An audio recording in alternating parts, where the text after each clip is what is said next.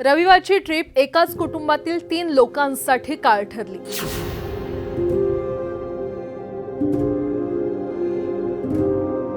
अवघ्या 6 वर्षांच्या चिमुकल्याला वाचवण्यासाठी नदीत मारलेली उडी कुटुंबातील कर्त्या पुरुषाला कायमचं शांत करून गेली।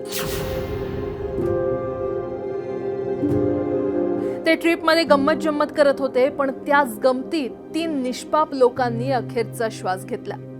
या लोकांसोबत ट्रिपमध्ये नेमकं काय घडलं, 6 वर्षांच्या कोवळ्या जीवावर काळ कसा चाल करून आला, याचा सविस्तर आढावा घेणारा हा व्हिडिओ पाहूया।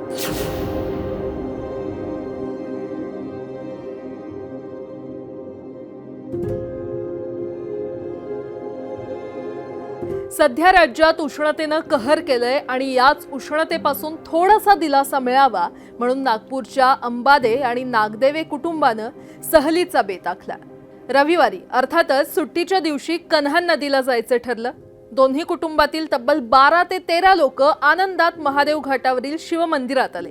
सहलीला कुटुंबातील लाडका लेक अवघा 6 वर्षांचा चैतन्य बागडत होता।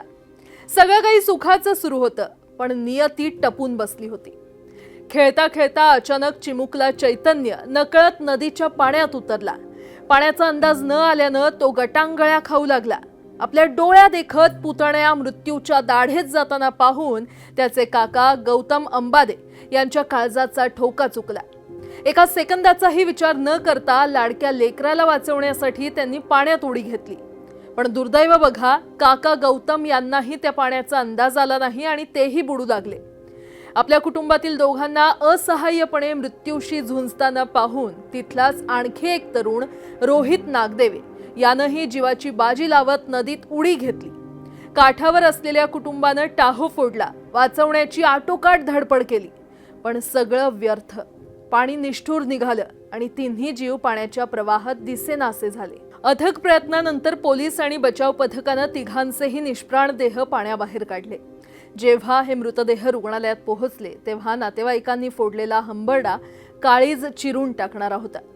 अवघ्या 6 वर्षांच्या चैतन्याची ती उडी शेवटची ठरली। एकाच कुटुंबातील 3 चिता एकाच वेळी जळताना पाहून संपूर्ण परिसरावर अथांग शोककळा पसरली। ही नुसती बातमी नाहीये, तर आपल्या सगळ्यांसाठी धडा आहे।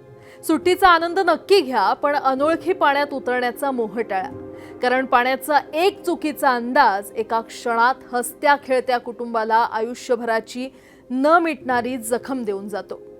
तुम्हाला याबाबत काय वाटतं, कमेंट करून नक्की सांगा।